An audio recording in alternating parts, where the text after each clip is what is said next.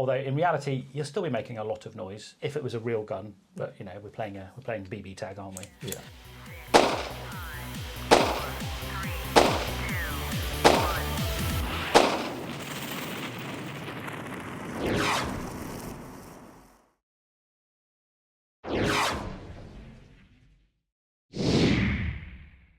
Right, muzzle devices, things that go on a muzzle. Yes, I think for a very long time in Airsoft, they were practically cosmetic things that looked nice and did absolutely jack, until you started getting decent tracer units and things, and those ones that do the fake flame effects and all that nonsense. So, muzzle brakes versus compensators or flash hiders. No effect whatsoever. It's just a look. So if you want a certain look, and again, if you're going for that cosplay LARP thing, and that particular unit uses a particular style of flash hider, like, you know, It's like my Vietnam M16. I like doing early war Vietnam stuff, so I got the duckbill 3-prong thing, you know? Yeah, so if you need a certain flash hider stroke compensator stroke muzzle brake, then you need it. Otherwise, you're only really changing it for cosmetic effects, which is completely valid. For me, it's about 90% of the point of the game in the first place. Also, it'll fit on another accessory. Yeah, or it mounts another thing. Yeah. So this is a mock suppressor. It actually has no suppressing capability whatsoever. Partly that's because selling into some countries, suppressors are very illegal. Very illegal. Yep. Selling stuff into the States is a bit of a problem because they are controlled. But and, you know, in Airsoft, like almost all the sound comes from the gearbox, really, that I always find. So like, if you're going to suppress anything, wrap cotton wool around your gearbox. Depends how much air's coming out the muzzle, but I mean, I'm also kind of like, real suppressors aren't silencers. They reduce the crack. Yeah, they muffle where it's coming from. They reduce the signature, or they change the sound to make it lower, to make it harder to identify the direction. Yeah. They're still really noisy. You find the difference between, you know, 150 and 120 decibels is quite a lot, but it's still not silencing guns. It's not Hollywood. It depends on the ammunition as well. You know, I can see a point for airsoft snipers, DMR guys who want to reduce their sound signature as much as possible. Although in reality, you'll still be making a lot of noise if it was a real gun. But you know, we're playing BB tag, aren't we? Yeah. And I'll say that, Tom, because I've got a AKSU that I love with a PBS5 Russian suppressor. And the suppressor is probably about 12 inches long. Guarantee the threads aren't concentric. Well, they're not. So what tends to happen is every third BB strikes the inside of the suppressor and goes off at a weird tangent. Yeah, so these often don't lock up properly, so this will be hanging down or off or sides, and then you can get strikes inside, end up pouring BBs out. Again, if you're, you know, cosplaying LARPing for a certain look, then... It's exactly what I bought that one for. It's for doing Chechen War kind of looks, you know. Then that's what you need. In general, they're pretty useless, so I wouldn't go with one unless you really need one. They can be quite good if you're hiding a tracer unit. Yeah. And also, there are some dedicated tracer units that are made to look like suppressors. Yes, so this one in particular, this section comes out, and with a little bit of mounting, you can put those little that little tracer unit will fit straight in there.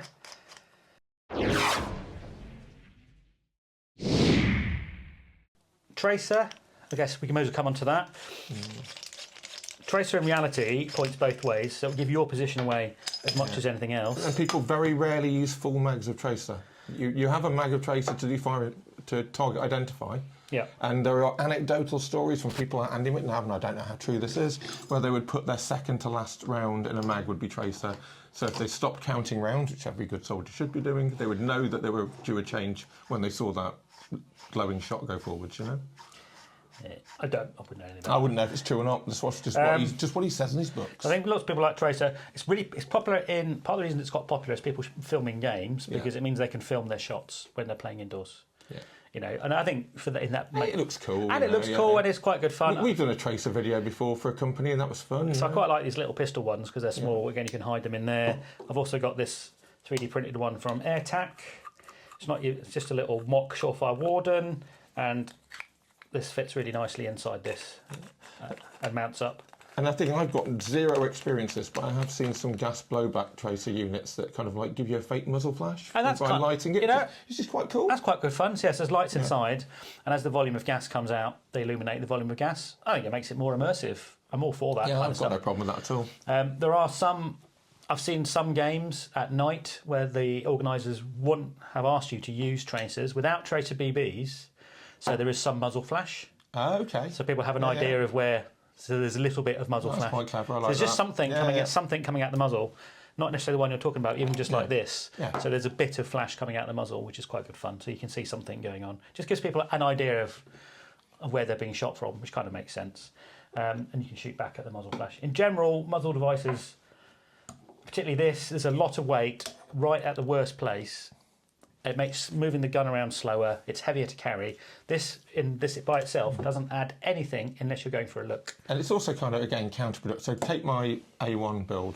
Love it. We went for the shorty CQB version of A1, and then we put an extra 9 inches of suppressor on the end of it or whatever. Yeah. Looks great. It's all a bit pointless. But there you go. Sometimes it used to be, to a certain extent, because we used to think heavier, longer barrels were more accurate. They're not. We used to use them to hide the end of the longer barrel. Yeah. I've actually got a macro pistol that's got an extra internal barrel that goes inside the suppressor. And that's, weirdly, I think that does actually increase the FPS a little bit. It does, because the gas volume is too much for the shorter barrel. Yeah. So there are some, I think the MP9 is quite a classic one as well. There are some use cases for muzzle devices. It's quite rare. If you want a tracer, go for it. Generally, just bear in mind, tracers work both ways as well, so it will give your position away. But it does look cool, and ultimately, we're always to have fun.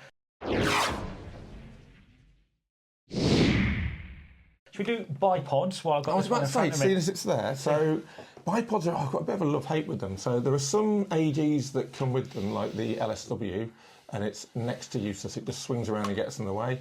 That old SG one I mentioned before, that had one that just, because there was no rotation on it at all, you had to pick up and mount it wherever you went to be. Yep. Modern bipods, well, different kettle of fish completely. This is a Magpul bipod, M-lock attachment, so it saves a bit of weight because there's no more gubbins. Yeah. It's got cant and a bit of slew on it as well, so you've got a bit of manoeuvrability on it. So if you set up on the side of a hill, or the ground's a bit twisted, you can. That's what I mean. I can work with that, and you can pivot in, and it's got adjustable tension.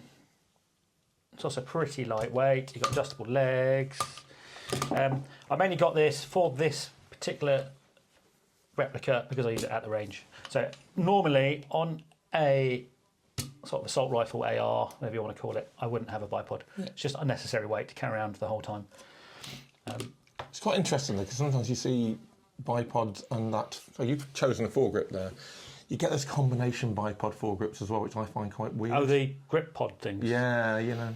They were issued. They were a standard issue in the British Army for a while. They never got rid of them because they were rubbish. Exactly. I just think they're a bit like, well, what? The feet all broke off. So, yeah, I mean bipod. So that's my Magpul one. There are clones of this, but I quite like the Magpul. So one thing I did find out, Tom, back in the day we did LFO and I bought an AK for that Russian Mercenaries game. Yeah. There wasn't really much options for furniture. There was no rail space. There was no way of mounting a torch. So I kind of got used to having quite sore wrists after long patrols where your hand was held in that, kind of bend like that. Really wanted a foregrip on my AK like those Romanian ones have. So one of the few things I do like in Airsoft, if I'm honest, is a front grip. Yeah. Personally, I find those don't give me enough of a change in the wrist pattern. This is the classic angled foregrip. Yeah. So that's not my bag, really. Magpul AFG angled foregrip. Tried them on my Evo and a few others. That is a real one, Yeah. Yeah. Oh, I'm very good. Whereas this is your clone type, I think. Yes. Yeah. So these go. I'm sure you'll do. If you don't, these go on. This is the handguard. I can't really handle a gun. We'll get told off by YouTube. Get told off by YouTube. But this is just a forend. So these sit here. You have a more of a cant to your wrist. I'm the same as you. These don't actually bend my wrist enough. I can still feel tension here. I mean, open days, don't get me wrong, I'm fine. But when I've done like historical weekenders, when you're using an SLR or a classic Lee Enfield type rifle, the actual pain you get in your wrist there after two days of patrolling with it like that kills me. Yep. And that doesn't help, So, but some people really like these. I've got a couple, mainly for cosplay purposes. Yep. It's all about them for me, So this is the old Night Assignment Company. This is a real one. Yeah. Broomstick, kind of gone out of fashion now. It was early kind of GWAT, Global War and Terror, when they were shooting a lot of full auto.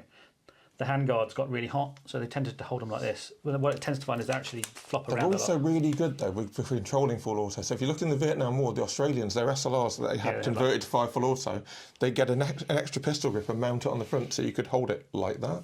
Yeah. I prefer a shorter one than that model, if I'm honest. I've got a stubby version of that on mine. I tend to personally. I generally use these little. Is that a Magpul?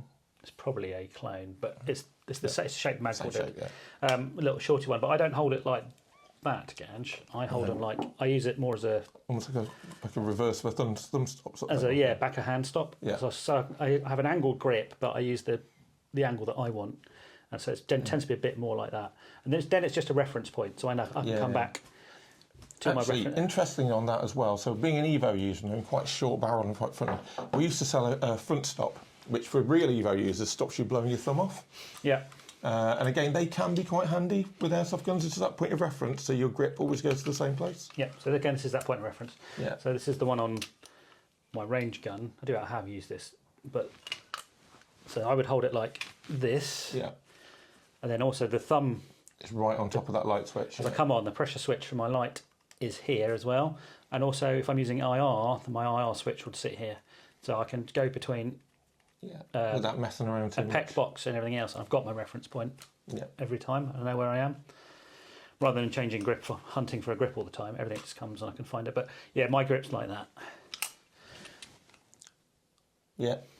I am guilty actually of holding mine like that though, but I do get the point of reference. For me, it flops around too much. Right. And I like having that kind of constant point of reference. But yeah, people do that. That's fine. Again, we're not shooting real guns. We don't have real recoil. Yeah. It's not so much of a problem. What is interesting there, Tom, I've noticed like we've got some here. You've got these rail covers. So for people with polymer guns, it's not that much of an issue. Yeah. Having this stepped rail, whatever you want to call it. When you're using ones made out of any form of metal, they can get a little bit cheese gratery on the hands after time. Certainly can, if you're moving around without gloves on. Yeah. This one's not too bad, because I think I've now knocked a lot of the with use, but this was really sharp when it first came. So I use some of these, but I actually use the more rounded type cover rather than rubber leather ones. I also, while we're talking about things that mount on there like that, I use a sling loop that mounts onto a wrist rail as well. So I've got that one on the M-Lock. Yeah. There for slings. So yeah, I think you might have to play around with these. It's finding the one you want. And again, that is one of the things where I would say buy some cheap ones off eBay to find out what you like, because you can get these for like £4 or £5. Yeah, they're really cheap. And then when you find out the one you really want, then maybe invest in a fairly decent one if they're not doing the job for you. And see what you like. I've got my Delta 723 I built up. It's got a pistol grip and a spare A2 pistol grip cut down at the right angle for me, in the right place. Well, really kind of gangster grip style. Effectively in the same location as that. So all the time I've got, and that's the same deal because they had pressure pads and all sorts of stuff on their guns as well. It is one of those things. Stocks is also really individual, and you'll find one which suits you and you like. I really like this kind of the old sock mod B5 style, partly because I've got a beard, and with smaller stocks sometimes my beard hair can go down there, which gets really uncomfortable, but I just like that. And you can wham big batteries in there and not worry about it. So I tend to use this style of stock, and again it's got the hook up for a sling on the back as well, so that's my favourite stocks. But again, it's really personal. It's like shoes. Some shoes fit some people, some shoes don't fit other people. And adjustable stock size makes a difference. So I'm quite lucky. I use a lot of AKs, and there's a fairly standard AK folding and stock length to a degree, especially with airsoft versions. And I'm lucky that it's bang on for me. But for some people it's way too long. For some people it's way too short. Yeah. And actually moving to ARs where you can just adjust it to what you need. But most people go for the same setting, you know. Really? Most people end up on the same length as the old M16A1 stock. Because that came with, I think the M16 came with different length stocks. No, the original one. No, they made it longer with the A2. Okay. Because the Marines wanted it for shooting known distance.